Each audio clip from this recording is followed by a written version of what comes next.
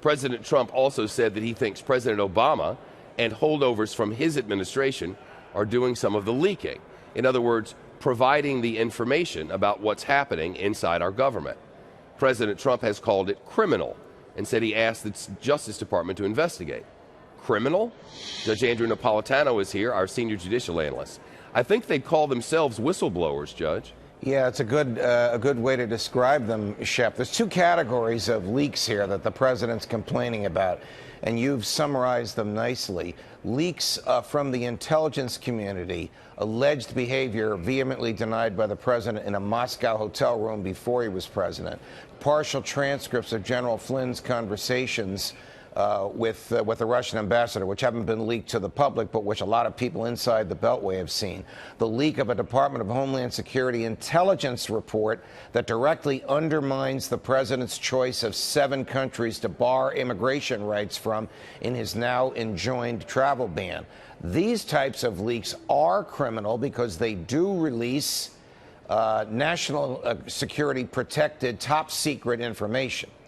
Leaks in the White House, talks to reporters by people in the White House, may be a pain in the neck for the president. He may not like the things that are whispered about on the halls of the White House revealed to the press, but that is absolutely not criminal, and there's very little that the president can do about it because that's the stock in trade of both reporters and people in the White House. You leak information to a favored reporter. The favored reporter puts spin on it to make you, the leaker, or the president for whom you work look well.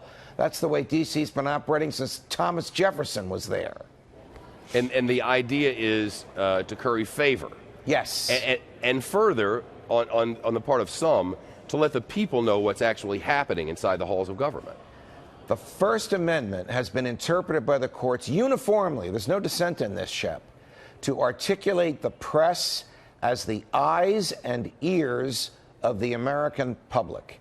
And all presidents up to the present one have articulated and recognized the value of the press to challenge them and to keep them transparent. They may not have liked the challenge. You could argue that the press drove Richard Nixon to resignation, but the revelation of truth is the task that the press performs and the good that it delivers to the American public, so the American public has the facts on which to judge and evaluate the people that run the government.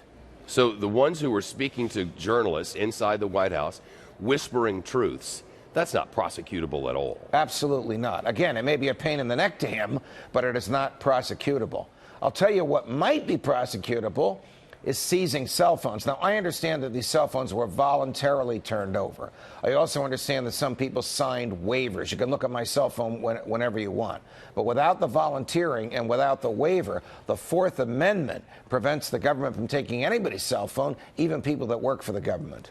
Can't wait for the day somebody says, "Hand me your cell phone." That'll be the last day when they say that to you, Shep. That'll be the last day of something. Not sure what, but it'll be the last day.